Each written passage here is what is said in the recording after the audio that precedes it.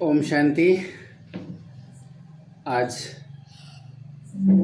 26/11/2022 है और आज हम लोग अव्यक्त वाणी बिंदु रूप की स्थिति सहज कैसे बने। ये एक्चुअल मुरली है 24/7/1970 की। वास्तव में ये जो हम मुरली का अध्ययन कर रहे हैं, मनन चिंतन कर रहे हैं, स्व पुरुषार्थ में तीव्रता लाने के लिए, स्वयं के पुरुषार्थ को और तीव्र गति देने के लिए इन सभी मुरलियों का हम पठन पाठन, अध्ययन, मनन चिंतन कर रहे हैं। और आप सभी भी जो ऑनलाइन इस मुरली को सुन रहे हैं, बाबा इस मुरली में बहुत सारे प्रश्न पूछे हैं। ऑलमोस्ट 31 प्रश्न हैं। हमें अपनी स्थिति को, स्वयं की स्थिति को मुरली पढ़ते पढ़ते चेक करनी है। हमें भी चेक करनी है और आप सबको भी चेक करनी है। तो सुनते हैं आज की मुरली। सभी जिस स्थिति में बैठे हैं उसको कौन सी स्थिति कहेंगे? व्यक्त में अव्यक्त स्थिति है,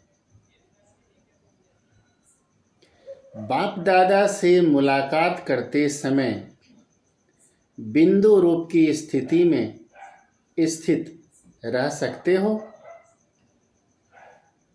हर एक ने अपना अपना विचार सुनाया। बिंदु रूप की स्थिति विशेष किस समय बनती है? जब एकांत में बैठते हो तब, या चलते फिरते भी हो सकती है। अंतिम पुरुषार्थ याद का ही है, इसलिए याद की स्टेज व अनुभव को भी बुद्धि में स्पष्ट समझना आवश्यक है। बिंदु रूप की स्थिति क्या है और अव्यक्त स्थिति क्या है? दोनों का अनुभव क्या क्या है? क्योंकि नाम दो कहते हैं तो जरूर दोनों के अनुभव में भी अंतर होगा। चलते फिरते बिंदु रूप की स्थिति इस समय कम भी नहीं लेकिन न के बराबर ही कहेंगे।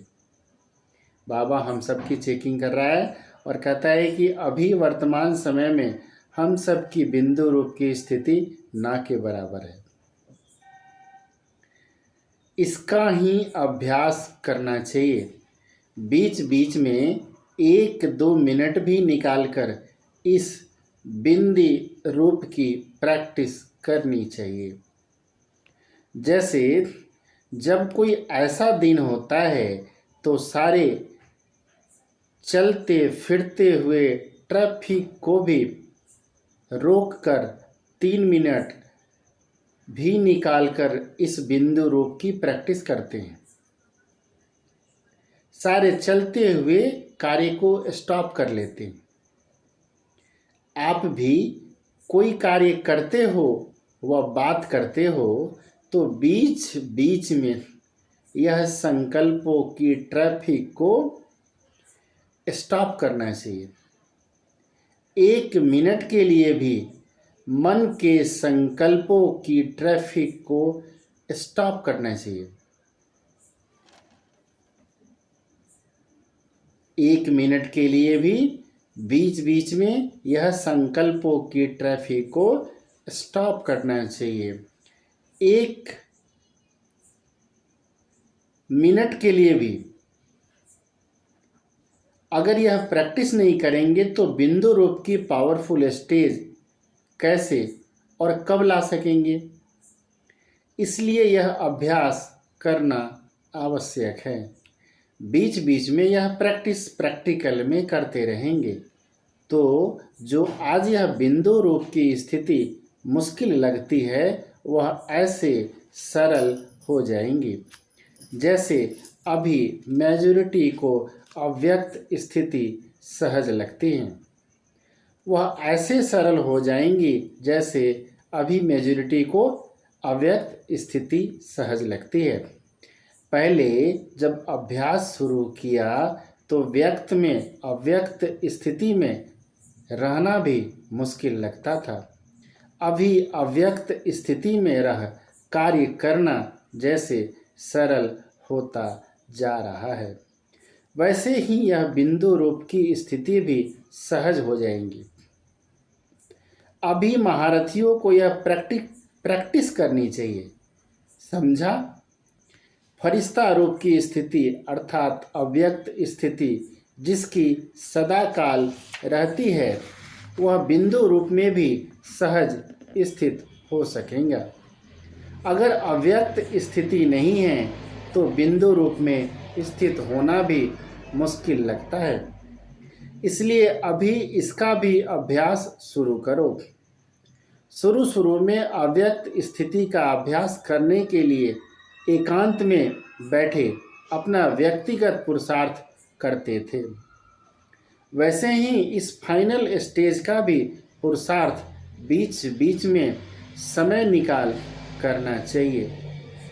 यह है फाइनल सिद्धि की स्थिति। इस स्थिति को पहुंचने के लिए एक बात का विशेष ध्यान रखना पड़ेगा।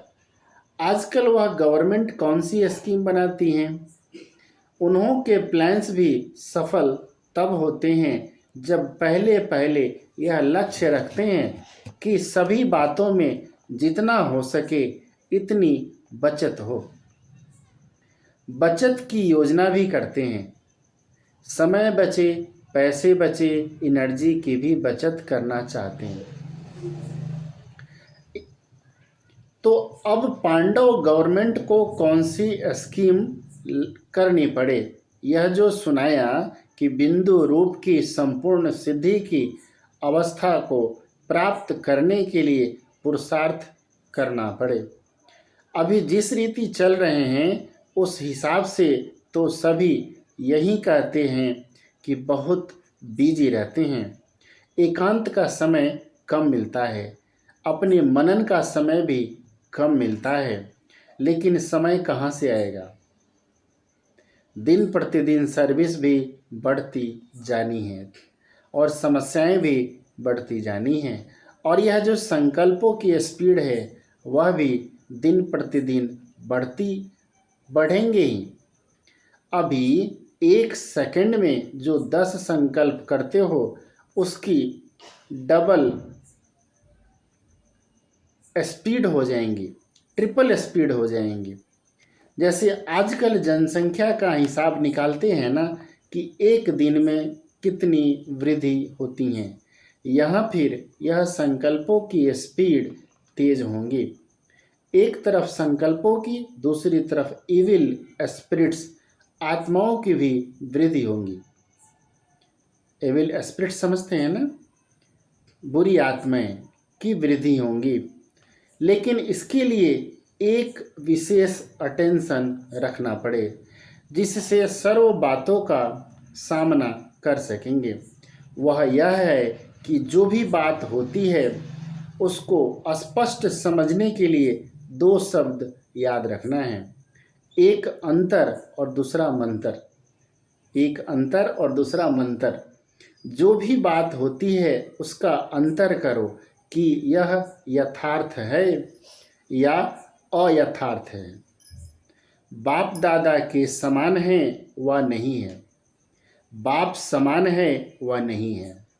एक तो हर समय अंतर भेंट करके उसका एक सेकंड में नॉट या तो डॉट फुल स्टॉप लगा दो या तो नहीं करो। करना नहीं है तो फिर डॉट देंगे, अगर करना है तो करने लग जाएंगे। तो नॉट और डॉट यह भी स्मृति में रखना है।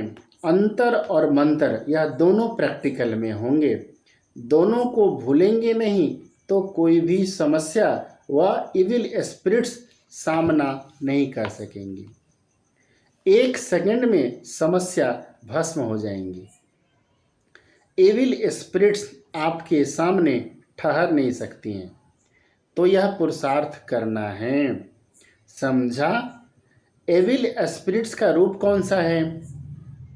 उनका स्पष्ट रूप है किन्हीं आत्माओं में प्रवेश करना। लेकिन एविल स्पिरिट्स का कुछ गुप्त रूप भी होता है। चलते चलते कोई में विशेष कोई न कोई बुरा संस्कार बिल्कुल प्रभावशाली ढंग से प्रभावशाली रूप में देखने में आएगा, जिसका इफेक्ट क्या होगा। उनका दिमाग अभी अभी एक बात, अभी अभी दूसरी बात। मतलब एविल स्पिरिट्स का मतलब एक तो बुरी आत्माएं हैं, दूसरा कि हम ब्राह्मणों के पास में कौन सी एविल्स आएंगी, एविल्स आत्माएं आएंगी। हमारे अंदर संकल्पों का तूफान आएगा। अभी अभी एक बात और 1 सेकंड के बाद में पता ही नहीं चलेगा कितने सारे तूफान आने शुरू हो गए। संकल्पों का तूफान आना चालू हो जाएगा। अभी वह भी फोर्स से कहेंगे, उनकी स्थिति भी एक ठिकाने टिकी हुई नहीं होंगी। वह अपने को भी परेशान करते हैं, दूसरों को भी परेशान करेंगे। स्पष्ट रूप में जो एविल स्पिरिट आती हैं उसको परख कर उससे किनारा करना सहज है, लेकिन आप लोगों के सामने स्पष्ट रूप से कम आएंगे। मतलब हम ब्राह्मण आत्माओं के पास में जो स्पिरिट आएंगी ना, एविल स्पिरिट, वो सूक्ष्म रूप से आएंगी, मायावी संकल्पों के रूप में आएंगी। संकल्प को विकल्प में बदल देंगी। 1 सेकंड में संकल्पों का तूफान चलने लगेगा। पता ही नहीं चलेगा कि तभी थोड़ी देर पहले बाबा बाबा कर रहे थे और थोड़ी देर बाद बाबा गायब हो गया। पता ही नहीं चलेगा कहाँ चला गया। लेकिन आप लोगों के सामने स्पष्ट रूप में कम आएंगी, गुप्त रूप में बहुत आएंगी, गुप्त रूप में आएंगी, जिसको आप लोग साधारण शब्दों में कहते हो ना कि पता नहीं उनका दिमाग कुछ पागल सा लगता है। लेकिन उस समय उसमें यह एविल अर्थात बुरे संस्कारों का फोर्स इतना होता है जो वह एविल स्पिरिट के समान ही होती है। जैसे वह बहुत तंग करते हैं वैसे यह भी बहुत तंग करते हैं। ये जो संकल्प है ना, बुरे बुरे संकल्प बहुत तंग करते हैं। यह बहुत होने वाला है। इसलिए सुनाया कि अभी समय की बचत, संकल्पों की बचत, अपनी शक्ति की बचत, यह बचत योजना बनाकर बीच बीच में उस बिंदी रूप की स्थिति को बढ़ाओ। देखो, बचत मतलब पैसों की बचत नहीं, अपने संकल्पों की भी बचत, शक्तियों की भी बचत, पैसों की भी बचत। कैसे करनी है? बिंदु रूप की स्थिति में स्थित होकर इन सभी की बचत कर सकते हैं। जितना बिंदु रूप की स्थिति होंगी उतना कोई भी एविल स्पिरिट व एविल संस्कार का फोर्स आप लोगों पर वार नहीं करेगा और आप लोगों का शक्ति रूप ही उन्हों को मुक्त करेगा। यह भी सर्विस करनी है। एविल स्पिरिट को भी मुक्त करना है, क्योंकि अभी अंत के समय का भी अंत है। तो एविल स्पिरिट व एविल संस्कारों को भी अति में जाकर फिर उन्हों का अंत होगा। किचरा सारा बाहर निकलकर भस्म हो जाएगा। इसलिए उन्हों का सामना करने के लिए अगर अपनी समस्याओं से ही मुक्त नहीं हुए होंगे तो इन समस्याओं से कैसे सामना कर सकेंगे। इसलिए कहते हैं बचत की स्कीम बनाओ और प्रैक्टिकल में लाओ, तब अपना और सर्व आत्माओं का बचाव कर सकेंगे। सिर्फ भाषण करने व समझाने की सर्विस नहीं, अब तो सर्विस का रूप भी बड़ा सूक्ष्म होता जाएगा। इसलिए अपने सूक्ष्म स्वरूप की स्थिति को बढ़ाओ। यह सभी प्रत्यक्ष होकर फिर प्रायः लोप होना है। प्रायः लोप होने से पहले प्रत्यक्ष हो फिर प्रायः लोप होंगे। सर्विस इतनी बढ़नी है जो एक एक को 10 का कार्य करना पड़ेगा। शक्तियों की भुजाएं कितने दिखाते हैं। भुजाओं का अर्थ है इतनी सर्विस में मददगार बनना।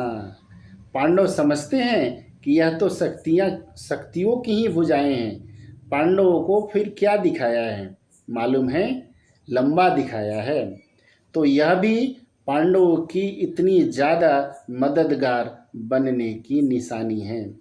लंबा शरीर नहीं लेकिन बुद्धि लंबी है। इन्हों का आगे दौड़ना गोया शक्तियों का आगे दौड़ना है। शक्तियों को आगे रखना यही इन्हों की दौड़ की निशानी है। अच्छा, ओम शांति। ओम शांति। आप सबको गुड नाइट। बाबा को भी गुड नाइट। गुड नाइट बाबा। ओम शांति।